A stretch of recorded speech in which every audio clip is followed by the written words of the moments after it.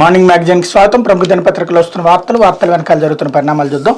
ఈనాడు చూస్తే మేలుకోకుంటే మనకు శ్రీలంక గతే, ఇది తాజా వార్త. ఇందులో 5 రాష్ట్రాల అప్పుల పరిస్థితి ఆందోళనకరం, అందులో 4వ స్థానంలో ఆంధ్రప్రదేశ్. ది ప్రింట్ వెబ్సైట్ సంచలనాత్మక కథనం. రాష్ట్రాల అధికారిక అప్పుల ఆధారంగా ఆ కథనం. కార్పొరేషన్ల రుణాలు, వాస్తవ లెక్కలు, ఇతర భారాలు లెక్కిస్తే మనదే మొదటి స్థానం. చరిత్రలో ఎన్నడూ చూడనంత ఆర్థిక సంక్షోభాన్ని శ్రీలంక ఎదుర్కొంటుంది.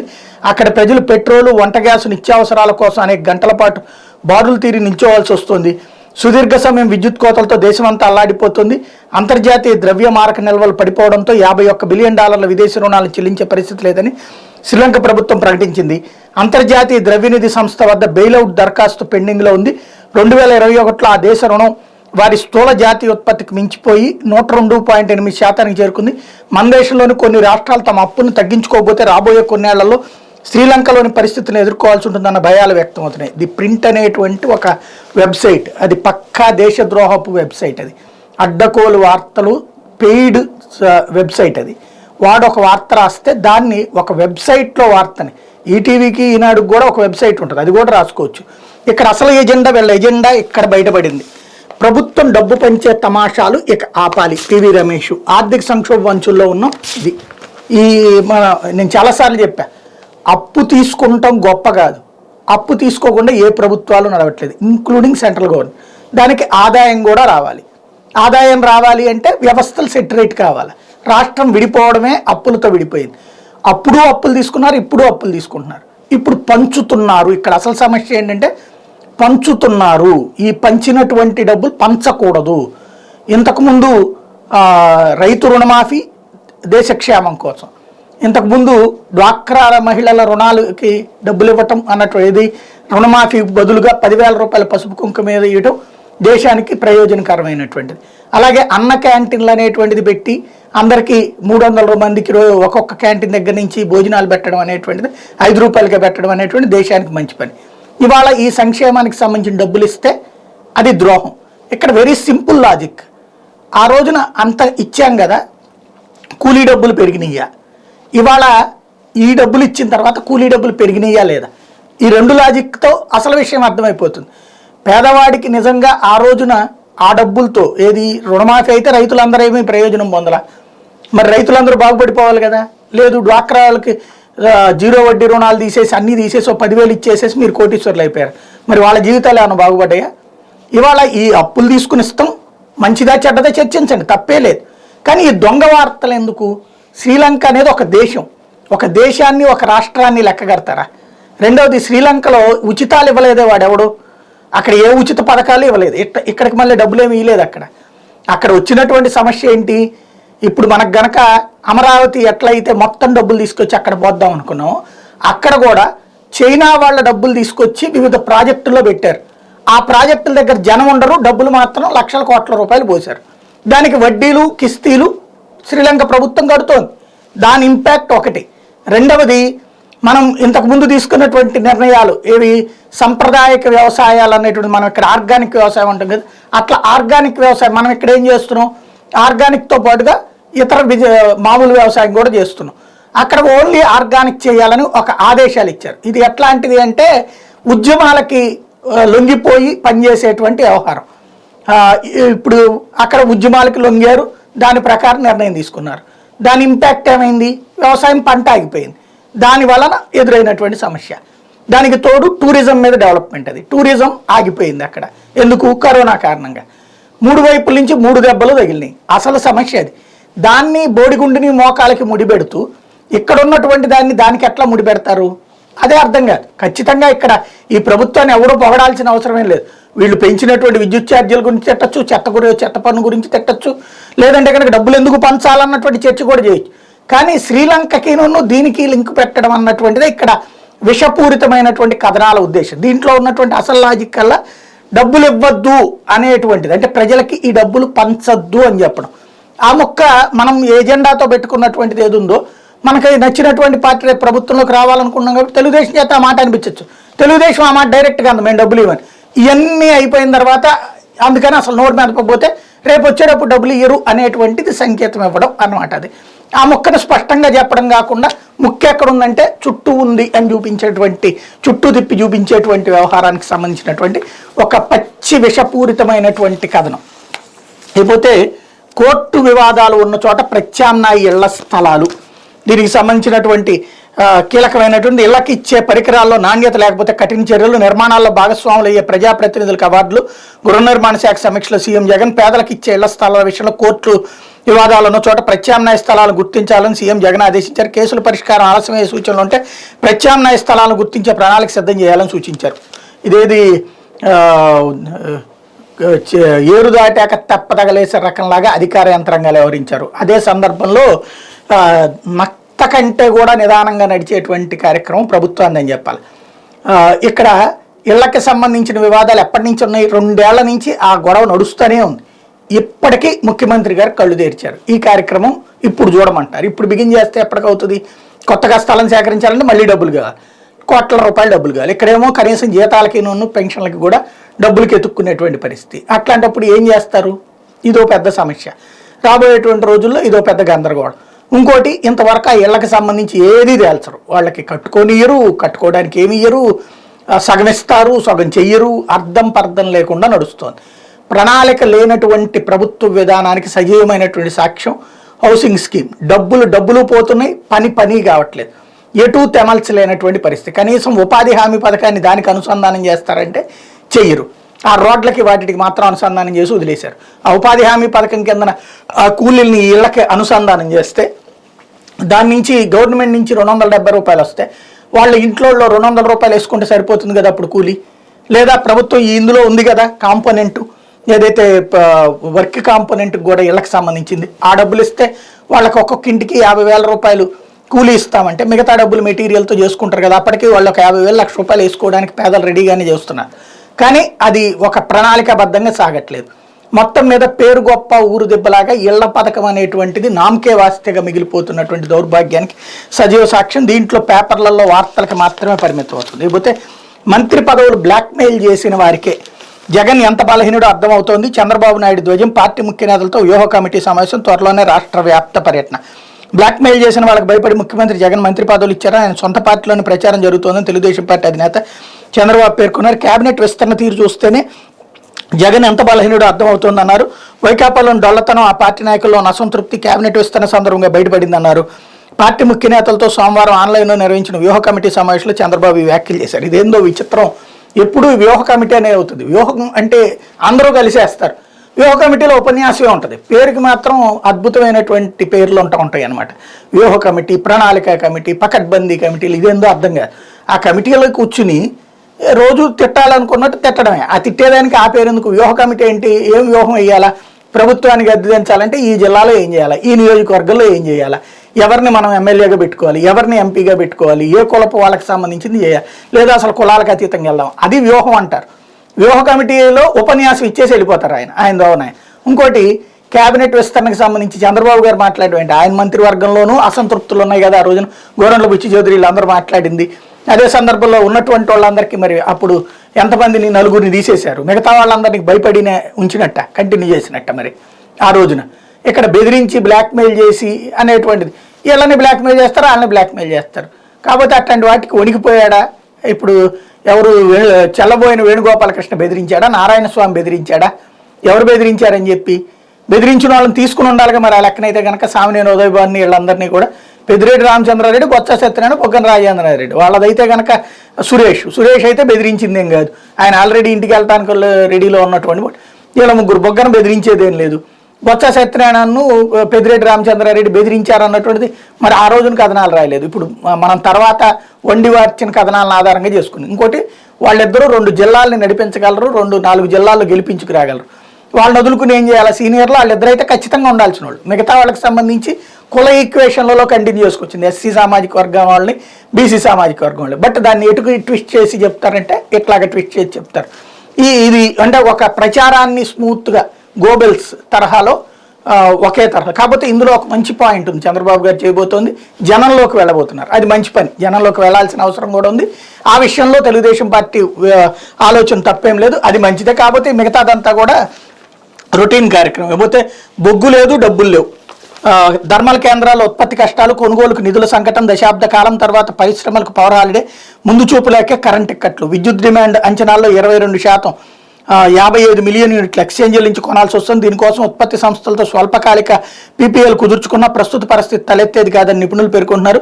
తెలంగాణలో గ్రిడ్ డిమాండ్ 14,582 మెగావాట్లు ఉన్న కోతలు లేకుండా సరఫరా చేస్తున్నప్పుడు రాష్ట్రంలో 11,500 మెగావాట్ల విద్యుత్తును సరఫరా చేయడం ఎందుకు సాధ్యం కావటం లేదన్నది అంతుబట్టని ప్రశ్న అన్నటువంటి కాన్సెప్ట్. ఇది మంచిదే. విద్యుత్తుకి సంబంధించి చేతకాకపోవడాన్ని ప్రశ్నించడంలో ఎంత ఎక్కువగా ప్రశ్నిస్తే అంత ప్రభుత్వం మీద ఒత్తిడి ఉంటుంది. ప్రభుత్వం చేతకాకపోవడం లేదా విద్యుత్ శాఖ మీద కమాండ్ లేదు. మనం అనేక సార్లు ప్రస్తావించుకున్నాం, విద్యుత్ శాఖలో అనేక డొల్లతనాలు జరుగుతున్నాయి, దాన్ని పట్టించుకోవడం చేత కావట్లేదు, సరైన ప్రణాళిక లేదు. బాలినేని శ్రీనివాసరెడ్డి ఆయన వెళ్ళిపోయాడు, ఆయన వ్యవస్థను ఏం బాగు చేయలేదు, ముఖ్యమంత్రి కార్యాలయం వాళ్ళు పర్యవేక్షిస్తున్నారు, వాళ్ళకి చేత కాలేదు. ఇప్పటికి కూడా ఆ దరిద్రం అట్లాగే ఉంటుంది. దాంట్లో ఉన్నటువంటి వ్యవహారాలు పక్కాగా ఏ రోజుకి ఎంత డిమాండ్ ఉంటుంది అనేటువంటిది అంచనా వేయడం చేతకానోడు ఎవ్వరూ లేరు అక్కడ. ప్రతి ఒక్కళ్ళకి చేతచ్చు. వాళ్ళ మాట ప్రభుత్వం వింటలేదా లేదా ప్రభుత్వానికి ప్రణాళిక లేదా అన్నటువంటిది ఇక్కడ అర్థం కానటువంటి విషయం. ఇకపోతే రెవెన్యూ అధికారుల అలసత్వానికి అన్నదాత బలి అంటూ గుంటూరు జిల్లా జొన్నలగడ్డలో గతంలోనూ కలెక్టరేట్ల ఆత్మహత్యయత్నం, నగరపాలెం తహసీల్దార్ నుంచి కలెక్టర్ వరకు ప్రతి అధికారికి తన భూ సమస్యను విన్నవించుకున్న ఫలితం లేకపోవడంతో చివరకు రైతు ఆత్మహత్య చేసి పాల్పడిన ఉదంతం ఇది. గుంటూరు రూరల్ మండలం జొన్నలగడ్డ గ్రామానికి చెందిన ఇక్కుర్తి ఆంజనేయులుకి పల్నాడు జిల్లా పెదకొరపాడు మండలం బలుసుపాడు గ్రామంలో కట్టంగా 1.61 ఎకరాల భూమి వచ్చింది. దాన్ని అమ్మకానికి పెట్టి కొంత నగదు అడ్వాన్స్ పొందారు. ఈ భూమి వివరాలు దస్తావేజులో 2 సబ్ డివిజన్లో ఉంటే పాస్ పుస్తకాల్లో 3 సబ్ డివిజన్లో చూపుతున్నాయంటూ కొనుగోలుదారు అభ్యంతరం తెలిపారు. దస్తావేజులు అడంగల్లో ఒకే రకంగా ఉంటేనే కొంటామని చెప్పారు. దీంతో ఆంజనేయులు అడంగల్లో సరి చేయించుకోవడానికి పెదకొరపాటు తహసీల్దార్ కార్యాలయంలో గత ఏడాది జూన్లో దరఖాస్తు చేసుకున్నారు. ఎలాగూ భూమి అమ్ముతున్నాం కదా అని అడ్వాన్స్గా వచ్చిన డబ్బుతో జొన్నలగడ్డలో సొంత ఇంటి నిర్మాణం మొదలుపెట్టారు. కానీ రెవెన్యూ అధికారులు సమస్యను సాగదీయడంతో ఈ నెల 7న గుంటూరు కలెక్టరేట్లోకి ఆంజనేయులు పురుగుల మందు డబ్బాతో వచ్చాడు. అధికారులు తీరు నిరసిస్తూ ఆత్మహత్యకు యత్నించారు. కలెక్టర్ వేణుగోపాల్ రెడ్డి స్వయంగా వచ్చి వారించారు. సమస్య తెలుసుకోవాలని కలెక్టరేట్ ఏవో మోహన్ రావును ఆదేశించారు. అదే రోజు ఆంజనేయుల నుంచి అధికారులు వివరాలు తీసుకున్నారు. 10 రోజులు గడిచినా కొలిక్కి రాకపోవడంతో ఆదివారం రాత్రి 11 గంటలకు ఇంటిపై భాగంలోకి వెళ్లిన ఆంజనేయులు కిందకు దూకారని కుటుంబీకులు తెలిపారు. వెంటనే జీజీహెచ్కి తరలించగా చికిత్స పొందుతూ సోమవారం చనిపారు. ఇది ఖచ్చితంగా ఇద్దరిది తప్పు ఉంది. ఒకటి, ఈయన కోసం సబ్ డివిజన్లను మార్చలేరు కదా. ఒక వ్యక్తి భూమి, ఒక పొలం 2 పక్కలకు ఉంది అంటే సబ్ డివిజన్లకు సంబంధించిన 2 కాన్సెప్టులతో ఉంది. ఒక వ్యక్తి కోసం సబ్ డివిజన్లు మార్చారు కదా. కొనుక్కునేటువంటి వాళ్ళు 2 కలిపి కొనుక్కోవచ్చు, తప్పేం లేదు. అవతల వాళ్ళతో కొనుక్కునే వాళ్ళకి సంబంధించినటువంటి అభ్యంతరం, దానికి అర్జెంటుగా వాళ్ళ కోసం సబ్ డివిజన్లను మార్చేసేటువంటి కార్యక్రమం ఎవరు చేస్తారు? అది ప్రభుత్వం జీవోలు ఇచ్చి చేసుకోవాల్సినటువంటి అంశం. అది ఎట్లా సాధ్యం అవుతుంది? అది ఆయన ఆలోచన కంటే కూడా నాకు నా ఇష్టం వచ్చినట్టు చేస్తావు లేదా నేను చచ్చిపోతాననే బెదిరింపు. చివరికి చనిపోయాడు. ఎవరికి నష్టమైంది? కుటుంబానికి నష్టం. అదే సందర్భంలో ఈయనకి అడ్వాన్స్ ఇచ్చినోడు అతను అన్యాయం అయిపోతాడు. అదే సందర్భంలో కలెక్టరేట్ ఇట్లాంటి వాటికి పరిష్కారం వెంటనే ఇదిగో ఇది పరిష్కారం అని చెప్పలేకపోతే ఇంకెందుకు ఆ స్పందనలు? ఇది కాకపోతే ఇది అనే పరిష్కారం చెప్పాలి కదా. ఇలా కాకపోతే ఇలా చేయండి అనేటువంటిది. అది చేత కాకపోతే స్పందన ఎందుకు? ఇద్దరిది కూడా ఇందులో తప్పు స్పష్టంగా కనబడుతున్నటువంటి అంశం. ప్రభుత్వ స్థలంలో వైకాపా కార్యాలయం నిర్మిస్తే కూల్చివేత స్పష్టం చేసిన హైకోర్టు. కాకినాడలో పీజీ కేంద్రం భూమిలో పార్టీ కార్యాలయం ఏర్పాటు వ్యవహారం. కాకినాడ గ్రామీణ మండలం తిమ్మాపురం గ్రామ సర్వే నెంబర్ 110, 113లోని ఎంఎస్ నాయకర్ పీజీ కేంద్రానికి చెందిన 4.41 ఎకరాల భూమిలో వైకాపా కార్యాలయం ఏర్పాటు వ్యవహారం తాము ఇచ్చే తుది తీర్పునకు లోబడి ఉంటుందని హైకోర్టు స్పష్టం చేసింది. అది ప్రభుత్వ స్థలం అని తేలితే అక్కడ నిర్మించబోయే కార్యాలయం కూల్చివేతకు ఆదేశాలు ఇస్తామని వ్యాఖ్యానించింది. వైకాపా కార్యాలయం ఏర్పాటుకు చెట్లు కొట్టేస్తున్నారని నిలవరించాలని పిటిషనర్ తరపు న్యాయవాది కేఎస్ మూర్తి అభ్యర్థించారు. ప్రస్తుతం మధ్యంతర ఉత్తర్వులు ఇవ్వలేమన్న ధర్మాసనం అక్కడ కార్యాలయం ఏర్పాటు చేస్తే ఈ వ్యాజ్యంలో తమ తుది తీర్పునకు లోబడి దాని వ్యవహారం ఉంటుందని స్పష్టం చేసింది. రెవెన్యూ శాఖ ముఖ్య కార్యదర్శి, కాకినాడ జిల్లా కలెక్టర్, తిమ్మాపురం గ్రామ పంచాయతీ కార్యదర్శి ఎంఎస్ నాయకర్ పీజీ కేంద్రం ప్రిన్సిపల్ వైకాపా ప్రధాన కార్యదర్శికి నోటీసులు జారీ చేసింది. విచారణ 4 వారాలకు వాయిదా వేసింది. హైకోర్టు ప్రధాన న్యాయమూర్తి justice Prashant Kumar Mishra, justice M సత్యనారాయణమూర్తితో కూడిన ధర్మాసనం సోమవారం ఈ మేరకు ఆదేశాలు ఇచ్చింది. పీజీ కేంద్రం నియంత్రణలో ఉన్న భూమిలో వైకాపా పార్టీ కార్యాలయం ఏర్పాటుని అడ్డుకోవాలంటూ తిమ్మాపురానికి చెందిన బి గణేష్ హైకోర్టులో పిలువేశారు. ఆ భూమి వినియోగం కోసం పూర్వ తూర్పుగోదావరి జిల్లా, ప్రస్తుతం కాకినాడ జిల్లా కలెక్టర్ మార్చి 22న ఇచ్చిన ఉత్తర్వులు రద్దు చేయాలని కోరారు. రెవెన్యూ రికార్డుల ప్రకారం ఆ భూమి బండిబాటగా ఉందని, దానిలో ఎలాంటి భవనాలు నిర్మించడానికి వీల్లేదన్నారు. ఇది ఇక్కడ ఇందులోనే ఒక వింత ఉంది. ప్రభుత్వానికి సంబంధించినటువంటి భూములలో ప్రభుత్వ కార్యాలయాలకు ఇచ్చుకోవడం, పార్టీ కార్యాలయాలకు ఇచ్చుకోవడం అనేది నడుస్తుంది. పీజీ కేంద్రాన్ని ఇందులోకి లాక్కొచ్చారు. అది పీజీ కేంద్రం నియంత్రణలో ఉందని. తీరా చూస్తే ఇందులోని ఈ పిటిషన్లోనే అసలు విషయం కనబడుతుంది. అది ప్రభుత్వానికి సంబంధించినటువంటి పోరంబోకు. దాంట్లో బండి బాట అంటే ఇదివరకటి రోజుల్లో బళ్ళు వేసుకుని వెళ్ళేవాళ్ళు కాబట్టి ఆ బళ్ళ కోసం ఉండేటువంటిది వ్యవహారం. ఇక్కడ ఆ పార్టీ కార్యాలయం నడవకుండా ఉండటం కోసం జరిగినటువంటి కుట్ర, అంతకు మించి ఏం లేదు. ఇప్పుడు తెలుగుదేశం పార్టీ రాష్ట్ర కార్యాలయం ఉంది, అక్కడ చెరువులు అని చెప్పేసి ఆళ్ల రామకృష్ణారెడ్డి పిటిషన్ వేయలేదా? బట్ అక్కడైతే కనుక కంటిన్యూ చేయమని చెప్పారు కదా, రోడ్డు పక్కనే కదా, హైవే కానుకుని తెలుగుదేశం పార్టీ కార్యాలయానికి ఇచ్చుకున్నటువంటి భూమి. అట్లా వివిధ చోట్ల క్రిందసారి తెలుగుదేశం అధికారంలో ఉన్నప్పుడు వాళ్ళకి ఇచ్చుకుంది, ఇప్పుడు వీళ్ళకి ఇచ్చుకుంది. ఇది కరెక్టా కాదంటే గతంలో అయితే అన్ని పార్టీలకు ఇచ్చేవాళ్ళు, ఏ పార్టీ వాళ్ళు అడిగినా కూడా ఒకసారి ఇచ్చేటప్పుడు అన్ని పార్టీలకి భూములు ఇచ్చేవాళ్ళు. ఇప్పుడు అధికారంలో ఉన్నప్పుడు భూములు తీసుకుంటాం, మిగతా వాళ్ళకైతే ఇవ్వం. ఇంతకుముందు తెలుగుదేశం తీసుకుంది కానీ జనసేనకి ఇవ్వలేదు, బీజేపీకి కూడా ఇవ్వలేదు, వైసీపీకి అసలే ఇవ్వలేదు. ఇప్పుడు వైసీపీ తనకి తాను ఇచ్చుకుంటుంది. ఇక్కడ అది తేడా. ఇకపోతే లెక్క తేడాని ఇసుకకు సొమ్ము కట్టించే యత్నం అంటూ 30 కోట్లకు పైగా చెల్లించాలని డిఎస్ఓలకు నోటీసులు. ఏపీ ఖనిజాభివృద్ధి సంస్థ ఏపీఎండిసి ద్వారా ఇసుక తవ్వకాలు విక్రయాలు జరిగినప్పుడు లెక్క తేలని 7 లక్షల టన్నుల ఇసుకకు సంబంధించి జిల్లా ఇసుక అధికారుల నుంచి 30 కోట్లకు పైగా సొమ్ము చెల్లించమని డిమాండ్ నోటీసులు ఇవ్వనున్నారు. అసలు ఏం జరిగిందంటే 2019 సెప్టెంబర్ 5 నుంచి రాష్ట్రంలో కొత్త ఇసుక విధానం తీసుకొచ్చారు. పర్యవేక్షణ ఏపీఎండిసికి అప్పగించారు. దీనికోసం పొరుగు సేవల కింద అంటే అవుట్సోర్సింగ్ డిఎస్ఓల సిబ్బంది నియమించారు. పెద్ద ఎత్తున అక్రమాలు జరుగుతున్నట్టు ఫిర్యాదులు రావడంతో 2020 మేలో ఈ అవుట్సోర్సింగ్ డిఎస్ఓలను తొలగించి గనుల శాఖకు చెందిన డీడీలు ఏడీలను డిఎస్ఓలుగా నియమించారు. వీరి ఆధ్వర్యంలో గత ఏడాది మే నెల వరకు ఇసుక తవ్వకాలు విక్రయాలు జరిగాయి. గత ఏడాది ప్రైవేట్ సంస్థ జేపీ పవర్ వెంచర్స్ ఇసుక బాధ్యతలు దక్కించుకుంది. అప్పట్లో డిపోల్లో 21 లక్షల టన్నుల ఇసుకను ఆ సంస్థకు అప్పగించినట్టు అధికారులు లెక్క చూపారు. అయితే క్షేత్రస్థాయిలో పరిశీలిస్తే 14 లక్షల టన్నుల డిపోల్లో ఉందని, 7 లక్షల టన్నులు తక్కువగా ఉందని గుర్తించారు. దీనికి డిఎస్ఓలను బాధ్యులను చేస్తూ గనుల శాఖ అధికారులు 24 మందికి ఫిబ్రవరిలో ఏపీఎండిసి తాకీదులు ఇచ్చింది. వాళ్ళంతా దీనిపై వివరణ ఇచ్చారు. గనుల శాఖ మంత్రి ఏపీఎండిసి ఎండీని కలిసి వినతులు కూడా అందజేశారు. అయినా తాజాగా వీళ్ళకి తాకీదులు జారీకి రంగం సిద్ధం చేసినట్టు తెలిసింది. టన్ను 375 రూపాయలు చొప్పున ధరతో పాటు వాటిని రీచ్ నుంచి నిల్వ కేంద్రానికి రవాణా చేసినందుకు ఆయన వ్యయాన్ని కలిపి మొత్తంగా 30 కోట్లకు పైగా చెల్లించాలంటూ తాకీదులు ఇవ్వనున్నట్టు సమావేశం. అప్పట్లో పర్యవేక్షణలోనే లోపాలు ఉన్నాయి అన్నటువంటిది. ఇక్కడ అసలు విషయం ఇది అమ్ముకున్నారు. వాళ్ళు అమ్ముకున్నటువంటిది వాళ్ళే అమ్మారా లేకపోతే రాజకీయ పార్టీల ద్వారా అమ్మారా ఏంటనేటువంటి తేలాల్సి ఉంది. ఆ విషయం ఇప్పుడు బయటకు వస్తుంది. ఎందుకంటే ప్రభుత్వమే వసూలు చేయాలని నిర్ణయించుకుంది కాబట్టి, అవుట్సోర్సింగ్ కాబట్టి మనం ఏం పర్మనెంట్ కాదు కాబట్టి ఉన్నటువంటి సందర్భంలో సంపాదించుకోవాలనుకున్నారా, లేదా వాళ్ళు అవుట్సోర్సింగ్ వాళ్ళే కాబట్టి వాళ్ళని బెదరేసి అధికార పక్షం వాళ్ళు మింగేశారా అన్నటువంటిది తేలాల్సినటువంటి అంశం. ఇకపోతే వైకాపాల పదవుల పంపకాలు అంటూ నిన్న మనం ప్రస్తావించుకున్నటువంటి అంశం. సాయిరెడ్డి, పెద్దిరెడ్డి, బొత్స, బాలినేని, కొడాలి నానేలకి జిల్లాల బాధ్యతలు అప్పజెప్పబోతున్నారు అన్నటువంటి వార్త ఇక్కడ ప్రధానంగా హైలైట్ అయింది. మరోవైపున ఆంధ్రజ్యోతి రాష్ట్రాల ఉచితాలు ఆందోళనకరం. చూశారు కదా, రెండిట్లలో కూడా ఒకటే వార్త వస్తుంది. ఈనాడు జ్యోతిల్లో ఒకటే వార్త వచ్చింది, అది కూడా ఏదో ప్రింట్ అనేటువంటి ఒక దీంట్లో వచ్చినటువంటి అంశంతో పాటుగా ఇక్కడ ఏపీ సహా 7 రాష్ట్రాలు తమ రాబడిలో 5 నుంచి 19% ఉచితాలకే ఖర్చు చేస్తున్నాయి. తెలంగాణ ఆదాయంలో 30% ఉచిత పథకాలకే ఖర్చు అవుతుంది. స్టేట్ బ్యాంక్ ఆఫ్ ఇండియా నివేదికల ఆందోళన, జీఎస్టీ పరిహారం ముగుస్తోంది. రాష్ట్రాలు ప్రాధాన్యాలు మార్చుకోవాలన్నటువంటి నివేదిక. ఇది వీళ్ళు ఇంకొక కోణంలో రాష్ట్రాలు ఉచితాలు ఇద్దరిది కూడా ఎజెండా, ఉచితాలు ఆపేయాలి, సంక్షేమ పథకాలు ఆపేయాలి అన్నటువంటి. సంక్షేమ పథకాన్ని తగ్గించమని కోరుతారు ప్రజలు, కానీ ఆపేయమని కోరరు. ఆపేస్తే ఏమైపోతుంది, ఒక్కసారిగా అన్రెస్ట్ ప్రబలుతుంది. ఇప్పుడు అర్జెంటుగా ప్రభుత్వం మీద ఒత్తిడి తెచ్చి అవసరమైతే ఇప్పుడు ఈ వార్తల తర్వాత ఎవడో కోర్టుకు వెళ్తారు, కోర్టులో వేసి అర్జెంటుగా ఇవి ఎందుకు ఆపకూడదు అన్నటువంటి కాన్సెప్ట్ నుండి బిగిన్ అవుతుంది. అప్పుడు ఆగిపోతే కనుక ఇప్పుడు ఎందుకు అంటే ఈ సంక్షేమ పథకాలే జగన్కి పెట్టుబడి, రెండవది నవరత్నాలులో ఇచ్చినటువంటి హామీ, అవి ఆపేదాకా ఇక్కడ కుట్రలకి తెర తీశారు అనడానికి సజీవ సాక్ష్యం. అంటే ఇప్పుడు పబ్లిక్ ఇస్తున్నటువంటి డబ్బులు ఆపించడానికి జరుగుతున్నటువంటి ప్రయత్నం. ప్రత్యక్షంగా ఆపలేరు. అదే సందర్భంలో తెలుగుదేశం పార్టీ తనకు తానుగా ఎన్నికల్లో హామీ ఇవ్వలేదు కాబట్టి, ఆ హామీ ఇవ్వదు కాబట్టి వీళ్ళదే తప్పు అన్నటువంటి కోణంలో ఆపించాలన్నటువంటి కుట్రలో భాగంగా కంటిన్యూస్ కథనాలని రాసుకుంటూ వస్తున్నారు, తీసుకుంటూ వస్తున్నారు. ఇంతకుముందు కూడా నేను చెప్పా, ఎఫ్ఆర్బిఎం నిబంధనలు ఉల్లంఘించి ఎవ్వరు. ఓ పక్కన ఇంతకుముందు ప్రభుత్వ బ్యాంక్ వాళ్ళు తప్పు చేశారన్నారు, బ్యాంక్ కోడ్ ఇస్తుంటే వాళ్ళని బెదిరించాలని చూస్తారు, ఆర్థిక సంస్థను బెదిరించాలని చూశారు. ప్రధానమంత్రి ఇస్తుంటే ప్రధానమంత్రి ఎట్టా ఇస్తున్నాడు అంటారు. అంటే నిబంధనల ప్రకారం ఇచ్చేదాన్ని నువ్వు ఎట్టేస్తావు, జగన్ ఉంటే ఇవ్వడానికి ఇల్లేదుగా, చంద్రబాబు వస్తేనే ఇవ్వాలి కదా అనేటువంటి ఒక తెలివైనటువంటి ఎత్తుగడతో సాగుతున్నటువంటిది. దానికి రాష్ట్రం శ్రీలంక అయిపోతుంది, లేకపోతే కనుక సోమాలియా అయిపోతుంది అనేటువంటిది, వెనిజులా అయిపోతుంది అనేటువంటిది.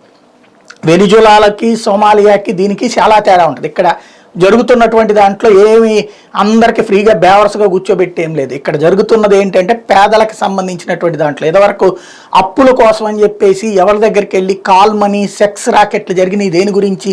5,000 10,000 రూపాయల అప్పుల కోసం, 5,000 10,000 రూపాయల అప్పుల కోసం తమ జీవితాల్ని తమ శీలాన్నే అర్పించుకున్నటువంటి రోజులు. ఇవాళైతే అట్లా 5,000 10,000 కోసం ఇక్కడ దేబరించాల్సిన పరిస్థితి అయితే లేదు. ఇంకోటి కూలీ రేట్లు పెరిగిపోయినాయి. ఎందుకు పెరిగిపోయినాయి? ఖచ్చితంగా ఇది మధ్యతరగతికి భారం, ఎగువ మధ్యతరగతికి భారం. మనం ఈ విషయం చాలాసార్లు మాట్లాడుకున్నాం. దాని మీద చర్చ జరపండి, ఏం చేయాలి దీనికి పరిష్కారం అన్నటువంటి.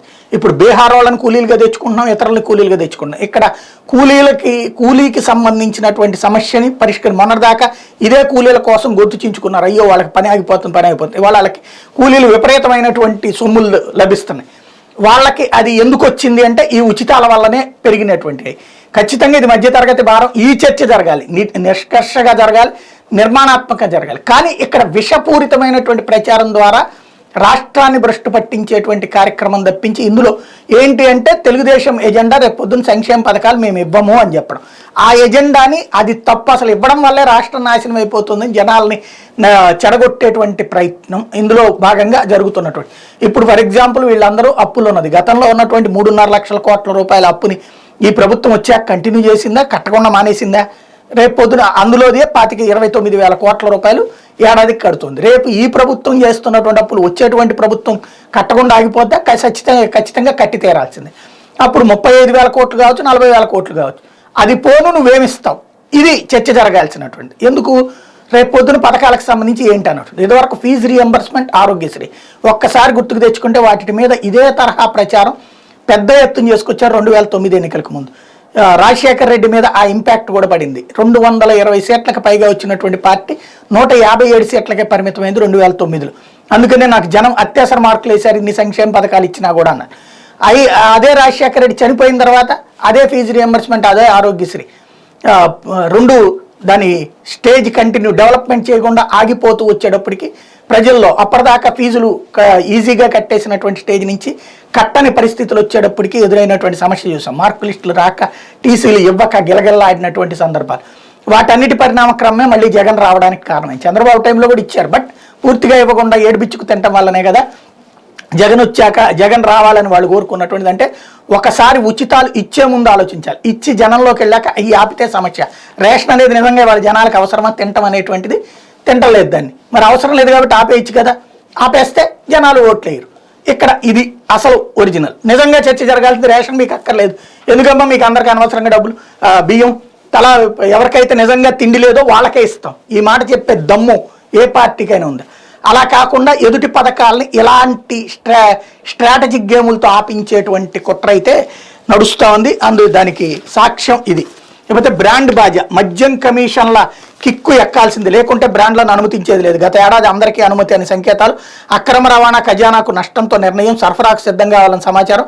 అంతలోనే మారిన సీన్ కమిషన్లే ముఖ్యం. మళ్ళీ అకస్మాత్తుగా బ్రాండ్ల నిలిపేత, 3 పాత బ్రాండ్లకి అనుమతులు ఇచ్చినటువంటి సర్కార్. ఈ మద్యం ఎంత తాగిద్దాం, మందేమో ధరలు తగ్గాలి, మిగతా వాటి ధరలుకి సంబంధించినటువంటి ఏమో పెరిగినాయి అని చెప్పేసి ఓ పక్కన. మొన్నటిదాకా మద్యం ధరలు పెరిగినాయి అన్నటువంటి బాధ.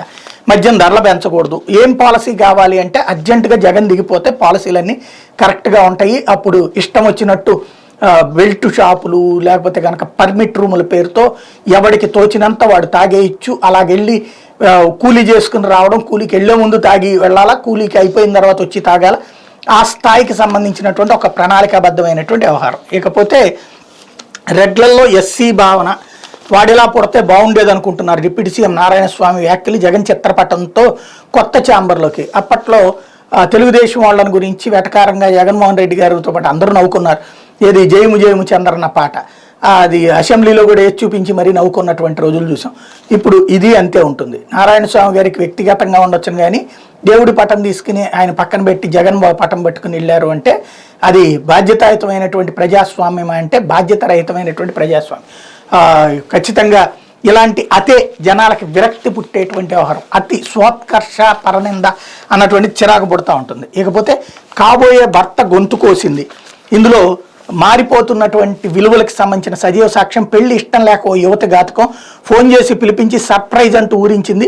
కళ్ళు మూసుకోగానే మెడ మీద కత్తితో కోసిన వైనం, రోడ్డు ప్రమాదం అంటూ తప్పించుకునే యత్నం, యువకుడి పరిస్థితి విషమం, ఆసుపత్రిలో చికిత్స. చివరికి ఏ స్థాయికి దిగజారుతున్న విలువలు అంటే ఎవరిని నమ్మలేనటువంటి స్టేజ్కి.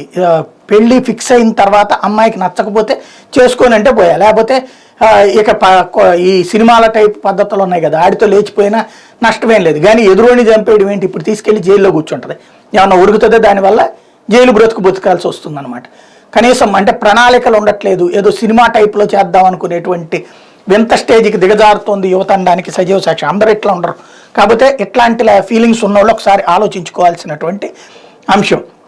లేకపోతే బాధుడుకు లేదు బ్రేక్ అంటూ చంద్రబాబు గారి స్టేట్మెంట్. ప్రజలను ఎంత పిండినా జగన్ దాహం తీరదా, కేబినెట్ విస్తరణలో బయటపడిన పిరికితనం, అందరినీ మార్చేస్తానని సగం మంది కొనసాగి బ్లాక్మెయిల్కి లొంగిపోయి మళ్ళీ వారికే పదవులు, రోజుకో చోట కొత్త మంత్రుల అరాచకాలు, అభివృద్ధి లేదు, పంటలు కొనరు, కరెంటు కోతలు, టీడీపీ వ్యూహ కమిటీ భేటీలో చంద్రబాబు ఆగ్రహం, త్వరలో రాష్ట్ర పర్యటనలు 21 నుంచి సభ్యత్వం నమోదు అన్నటువంటిది. వాస్తవంగా ఇక పాదయాత్రలు, బస్సు యాత్రలు అన్నీ ఆగిపోయినట్టునే మామూలుగా డైరెక్ట్గా జనంలోకి కార్యక్రమం అన్నటువంటిది. అంటే ఇంతకుముందు అనుకున్నాం లోకేష్ ఫస్ట్ పాదయాత్రకి రెడీ అవుతుంటే దాన్ని రాధాకృష్ణ గారు ఆపిచ్చారు. చంద్రబాబు గారికి పాదయాత్ర చేసే ఓపిక లేదు. అయితే బస్సు యాత్రగా వెళ్తారా లేకపోతే మామూలుగా వెళ్తారా అనేటువంటిది ఇక చూడాల్సినటువంటి అంశం. ఎందుకంటే కంటిన్యూటీ వెళ్ళే పరిస్థితి కనిపించట్లేదు. అందుకనినే పర్యటనలు అనే పదంతో కవర్ చేసినటువంటి కాన్సెప్ట్ అయితే ఇక్కడ కనబడుతుంది. లేకపోతే 220 విద్యా సంస్థలపై కొరడా, కొన్నింటి గుర్తింపు రద్దు, మరికొన్నిటిపై చర్యలు, రాష్ట్ర పాఠశాల విద్యా నియంత్రణ. నిన్న మనం సాక్షిలో అనుకుంటా ఇచ్చారు, అయితే పేర్లు మాత్రం రాయలేదు. అది ఇక్కడ ఇవాళ వీళ్ళు వార్త రాశారు కానీ వీళ్ళు ఆ ఏ సంస్థలు అన్నటువంటి పేరు రాయలేదు. రాస్తే వాటి వెనకాల ఉన్నటువంటి జనానికి అసలు విషయం అర్థమయ్యేటువంటి అవకాశం అయితే ఉంటుంది. లేకపోతే సాక్షి, జాప్యం లేకుండా ఇళ్ల పట్టాలు, ఇది గృహ నిర్మాణాలపై ముఖ్యమంత్రి వైఎస్ జగన్మోహన్ రెడ్డి ఉన్నత స్థాయి సమీక్ష, కోర్టు కేసులతో ఆలస్యమయ్యే చోట్ల ప్రత్యామ్నాయ ఇళ్ల స్థలాలు. ఈ నెల 28న విశాఖలో 1.43 లక్షల మంది పేదలకు ఇళ్ల జాగాలు, అత్యంత నాణ్యంగా పేదలకు ఇళ్లకిచ్చే బల్బులు, ఫ్యాన్లు, ట్యూబ్లైట్లు, ఇళ్ల నిర్మాణంలో చురుగ్గా పాల్గొనే ప్రజాప్రతినిధులకు సత్కారాలు, సర్పంచ్, కౌన్సిలర్, ఎంపీపీ, జడ్పీటీసీలకు ప్రభుత్వం అవార్డులు. ఇళ్లు పూర్తయ్యేసరికి ప్రాథమిక అవసరాలన్నీ అందుబాటులో, నిర్మాణాల్లో ప్రగతి ఆధారంగా మున్సిపల్ కమిషనర్ల పనితీరు మదింపు, సంపూర్ణ గృహ హక్కుతో ఇప్పటిదాకా 10.2 లక్షల మందికి లబ్ధి. ఇతర లేఅవుట్లకు ఆదర్శంగా మధ్యతరగతి వర్గాల ఎంఐజీ ప్లాట్లు. ఇంతవరకు ఆ మధ్యతరగతి ప్లాట్లు ఏమైనాయో తెలియదు, ఇస్తామన్నారు, ఎటు కాకుండా పోయింది. గొప్పగా చెప్పినటువంటిది కాస్త ఇందులో వార్తల్లో అడ్వర్టైజ్మెంట్లో మాత్రమే కనిపిస్తున్నటువంటి పరిస్థితి. ఇకపోతే పింఛన్ల పంపిణీపై దురుద్దేశంతో పనిగట్టుకుని పచ్చ మీడియా చేస్తున్న ప్రచారంలో నిజమెంత అంటూ దీని మీద ఒక ఫ్యాక్ట్ చెక్ అంటూ వేసుకొచ్చారు ఒక అడ్వర్టైజ్మెంట్గా. ఈనాడు రాసిన వక్రీకరణ, వైఎస్ఆర్ పింఛన్ కాను కింద లబ్ధిదారులందరికీ ప్రతి నెల 1వ తేదీన పింఛన్ పంపిణీ చేస్తామని ప్రభుత్వం మాట మారిందట. 3 నెలల నుంచి ఈ ప్రక్రియలో జాప్యం జరుగుతుందట. ఏప్రిల్ నెలకు సంబంధించి అది 7 రోజులకు, అటు తర్వాత 11 రోజులకు చేరినట్లయిందట. నివాస ధృవీకరణ పత్రాలు ఒక గ్రామంలో ఉండి ఇతర అవసరాలు ఇచ్చే వేరే గ్రామాలు లేదా పట్టణాల్లో ఉంటున్న లబ్ధిదారులు అక్కడే పింఛన్ తీసుకునే వెసులుబాటు నేడు లేదట. గతంలో ఎన్నడూ లేని విధంగా ప్రతి నెల 1వ తారీఖునే వారి గడప వద్దనే టెన్షన్గా గుడ్ మార్నింగ్ చెప్పి చిరునవ్వుతో సామాజిక పింఛన్లు అందిస్తున్న గ్రామ వార్డు వాలంటీర్లు. ఇది నిజమట. ఏప్రిల్ నెలలో వరుసగా ఉగాది పండుగ, బాబు జగజ్జీవన్ రామ్ జయంతి నేపథ్యంలో 4 రోజులు బ్యాంక్ సెలవులు ఉన్నాయన్న సంగతిని విస్మరించి ఈ విషయాన్ని వక్రీకరించి ఈ స్థాయిలో విమర్శలు చేయడం ధర్మమేనా? క్రమం తప్పకుండా ప్రతి నెల 1వ తారీఖున ఇస్తున్నప్పటికీ పని కట్టుకుని బురజాలడం న్యాయమేనా? మీరే ఆలోచన చేయండి. లబ్ధిదారులు ఒకవేళ ఏ కారణం చేతనైనా ఇంటి వద్ద లేకపోతే కనీసం 3 సార్లు వాలంటీర్ వాళ్ళ దగ్గరికి వెళ్ళేట్టుగా ఏ ఒక్కరూ మిస్ కాకూడదన్న తపంతో 5 రోజుల పాటు పింఛన్ల పంపిణీ కొనసాగిస్తూ తద్వారా గత ప్రభుత్వంలో నెలంతా ఇచ్చినా కేవలం 89% మాత్రమే కవర్ అయ్యే దుస్థితి నుంచి ఈరోజు ఎవరూ మిస్ కాకుండా కనీసం 98 నుండి 99% మంది కవర్ అయ్యేలా పెన్షన్లు ఇస్తున్నది మన జగనన్న ప్రభుత్వం. అనారోగ్య సమస్యలతోనో లేక ఇతరత్ర కారణాలతోనో సొంతూరులో లేని పింఛన్దారులకు తమ గ్రామాలు దాటి వెళ్ళి మరీ పింఛన్లు అందజేస్తున్న గ్రామ వార్డు వాలంటీర్లు ఏ కారణం చేతనైనా పింఛన్దారు ఆంధ్రప్రదేశ్లోని ఏ ప్రాంతంలోనైనా 4 రోజుల పాటు ఉండాల్సి వస్తే 15వ తారీఖులోపు వాలంటీర్ల సహాయంతో మ్యాపింగ్ చేయించుకుని అదే ప్రాంతాల్లో పెన్షన్ పొందే సౌకర్యాన్ని కూడా కల్పిస్తున్న మన జగనన్న ప్రభుత్వం. అంతా బాగానే ఉంది కానీ వాళ్ళని తిట్టచ్చు. కానీ ఇక్కడ అసలు విషయం వల్ల ప్రాక్టికల్గానే గ్రౌండ్ లెవెల్లో అందట్లేదు. 4 రోజుల పాటు బ్యాంక్ సెలవులు ఉన్నాయి. ముందు రోజున డబ్బులు తీసుకోవడం చేత కదా. ప్రభుత్వం రేపొద్దున ప్రభుత్వానికి సంబంధించినటువంటి పథకాలకి ఏది సొంతానికైతే డబ్బులు ఏమన్నా ఆగుతున్నారా ఏంటి? ఖచ్చితంగా ఇప్పుడు 4 రోజుల పాటు పెన్షన్కి సంబంధించి ఇబ్బంది అవుతుంది, బ్యాంక్ సెలవులు అనుకుంటే ముందు రోజున ఇవ్వాలి. పోనీ అయినా 6వ తారీఖు, 7వ తారీఖు, 8వ తారీఖు కూడా అవ్వలేదు అంటే అప్పుడు 4వ తారీఖు దాకా డబ్బులు తీసుకోవడానికి పట్టింది. ఆ తర్వాత 5 రోజులను లెక్కేసుకోవాలి. పోనీ 9వ తారీఖు, 11వ తారీఖు దాకా కూడా డబ్బులు ఇచ్చినటువంటివి ఉన్నాయి. గత 3 నెలల నుండి జరుగుతున్న మాట వాస్తవం. ఈనాడు రాసిన దాంట్లో ఏం తప్పేం లేదు. అడ్వర్టైజ్మెంట్ల ద్వారా కవర్ చేసుకుంటే జనాలు నవ్వుతారు. ఎందుకంటే వాళ్ళకి డబ్బులు వచ్చినాయి తెలుసు. వచ్చినప్పుడు వచ్చినాయనే చెప్పారు 1వ తారీఖు. రానప్పుడు రాలేదు. ఆ విషయాన్ని ఎందుకు లోపం వస్తుందో ముందుగా ఆ మాత్రం అంచనా వేసుకోలేరా? సెలవులు వస్తున్నాయంటే ముందు రోజునే డబ్బులు తీసుకుని దగ్గర పెట్టుకోవాలన్నటువంటిది, అది లోపాన్ని సరి చేసుకునేటువంటి కవర్ చేసుకునేటువంటి వ్యవహారం. ఎట్లాంటి అతి ప్రచారం చెడుతుందనేది గుర్తుపెట్టుకోవాలి. ఇకపోతే కలెక్టర్ ప్రొసీడింగ్స్లో జోక్యం చేసుకోమంటూ ఆ స్థలంలో నిర్మాణాలు తుది తీర్పునికి లోబడి ఉంటాయంటూ స్పష్టం చేసిన హైకోర్టు. ఒకే వార్త రెండవ కోణం. ఇందాక నేను చెప్పాను కదా, అది బండి బాట అంటే అది ప్రభుత్వానికి సంబంధించిన స్థలం, కానీ ఏమని బోర్డు పెట్టారు, దాంట్లో పిటిషన్ ఏమని వేశారు, పీజీ సంస్థకు సంబంధించిన భూమి అని హెడ్లైన్ అది పెట్టారు. అంటే ఆ కాలేజీ భూమిని లాక్కేసుకుంటున్నారు అన్నటువంటి కోణాన్ని ప్రొజెక్ట్ చేశారు. తీరా చూస్తే అది బండిబాట రోడ్డు అంటే పోరంబోకు రోడ్డు అన్నటువంటి విషయం, ప్రభుత్వ స్థలం అన్నటువంటి విషయం అందులో కనబడిపోతుంది.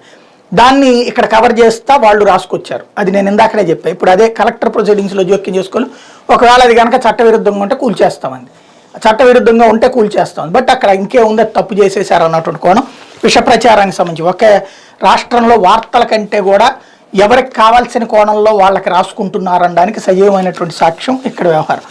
వారం రోజుల్లో ఆ మొత్తాన్ని చెల్లించండి. ఎన్టీఆర్ వర్సిటీ వీసీకి హైకోర్టు ఆదేశం. ఎన్టీఆర్ వైద్య విశ్వవిద్యాలయం స్నాతకోత్సవం సందర్భంగా షామియానాలతో పాటు ఇతర ఏర్పాట్లు చేసినందుకు కాంట్రాక్టర్కి చెల్లించాల్సినటువంటి వివాదరహిత మొత్తాన్ని వారం రోజులు లోపు చెల్లించాలని హైకోర్టు సోమవారం విశ్వవిద్యాలయం వైస్ ఛాన్సలర్ని ఆదేశించింది. ఈ వ్యవహారంలో పూర్తి వివరాలతో కౌంటర్ దాఖలు చేయాలని యూనివర్సిటీ అధికారులకి ఆదేశించింది. తదుపరి విచారణ జూన్ 14కు ఆదేశించింది. ఈ మేరకు న్యాయమూర్తి జస్టిస్ భట్టు దేవానంద్ ఉత్తర్వులు జారీ చేశారు. విచిత్రం ఏంటంటే స్నాతకోత్సవానికి 18 లక్షల రూపాయలు బిల్లు వేశారంట. షామియానాలు కొనేయచ్చు, కానీ షామియానాలు బల్లలకి కుర్చీలకి సంబంధించి 18.5 లక్షల బిల్లు వేశారంట. నిన్న ఈనాడు జ్యోతి రాసుకొచ్చింది. ఇంకేముంది, ఎన్టీఆర్ హెల్త్ యూనివర్సిటీ వీసీ వీళ్ళందరినీ పిలిపించారు, వార్నింగ్ ఇచ్చారు, ఇది అన్నటువంటిది. అంటే అందిని గాడికి మింగేద్దాం అనుకున్నారు. 18.5 లక్షలతో శుభ్రంగా ఫర్నిచర్ ఎన్ని కొనేసుకోవచ్చు. కుర్చీలు, అద్దెలకి ఇచ్చేటువంటి కుర్చీలు. ఇవాళ రోజున ఈ మామూలుగా ప్లాస్టిక్ కుర్చీ ఎంత ఉంటుంది, 400 రూపాయలు వస్తుంది. అదే బల్క్గా కొనుక్కుంటే 250 రూపాయలకే ఇస్తారు. అదే సందర్భంలో షామియానా ఎంత అవుతుంది, 1 లక్ష రూపాయలు అనుకుందాం. 10 షామియానా వేస్తే 10 లక్షల రూపాయలు అవుతుంది, అంతే కదా. ఏది మొత్తం అయినా స్నాతకోత్సవానికి ఎంత వేస్తారు, దాంట్లో సగం కూడా వేయరు. దానికి 18 లక్షలు బిల్లు వేశారు. అందులో ఉన్నటువంటి ఒక అధికారి సహకరించారు. దాన్ని వీసీ పట్టుకుని ఆపి, రిజిస్టర్ పట్టుకుని ఆపి, అది 3.5 లక్షలకు మించి చెయ్యదు అని చెప్పారు. దానికి ఎవరైతే ఈ షామియానాలు ఈ వేసినోడు ఎవడైతే ఉంటాడో వాడెవడో ఈ పేపర్లకు సంబంధించి లేదా తెలుగుదేశానికి అనుకూలమైనటువంటి మీడియాకి సంబంధించినటువంటి ప్రేమికుడు అయి ఉంటాడు, లేదా అతి వైసీపీ గవర్నమెంట్ మీద కాబట్టి ఎన్టీఆర్ హెల్త్ యూనివర్సిటీని వివాదాలకు లాగాలి కాబట్టి దాన్ని రచ్చ చేస్తే సరిపోతుంది అనుకోండి. అందుకని కోర్టుకు వేశారు కాబట్టి దాన్ని పట్టుకుని రచ్చ చేశారు. వీసీని పిలిపించేశారు. ఇంకేముంది, చేతులు కట్టుకుని ఉంచోవాలన్నట్టు. సుప్రీంకోర్టు ఎప్పుడో చెప్పింది అధికారులను పిలిపించే బాధ్యత మీది కాదు, ఆదేశాలు ఇవ్వండి అని. బట్ అలా కాకుండా పిలవడం అన్నటువంటిది ఆంధ్రప్రదేశ్లో కంటిన్యూగా నడుస్తూనే ఉంది. అందులో భాగంగా వీసీ వీళ్ళు అటెండ్ అయ్యారు. చివరికి చెప్పారు 3.5 లక్షలకు మించి అది అవ్వదు, ఆ కన్సర్న్ ఆఫీసర్ మీద కూడా మేము చర్య తీసుకుంటాం, తప్పు చేసినటువంటి అధికారి మీద సస్పెండ్ చేసామంటే సస్పెన్షన్ ఏంటి, అవసరమైతే క్రిమినల్ కేసు కూడా పెట్టండి అన్నారు. గుడ్, అది మంచి పద్ధతే. సేమ్ టైం 3.5 లక్షల ముందు ఇచ్చేయండి అని చెప్పారు, అది కూడా ఇస్తారు. కానీ ఇది ప్రచారం ఎట్లొచ్చింది జనంలోకి, 18 లక్షల రూపాయలు బిల్లు ఎగ్గొడుతున్నారు అన్నటువంటి కోణంలోకి తీసుకొచ్చారు. ఇది రాష్ట్రంలో వార్తల వెనకాల జరుగుతున్నటువంటి విచిత్రమైనటువంటి పరిణామాలు. ఒకే వార్తను వక్రీకరించి రాస్తున్నటువంటి ధోరణికి సంబంధించినటువంటి పరాకాష్ట అని చెప్పాలి. ఇది దినపత్రికలో వచ్చిన వార్తలు వెనకాల జరుగుతున్న పరిణామాలు.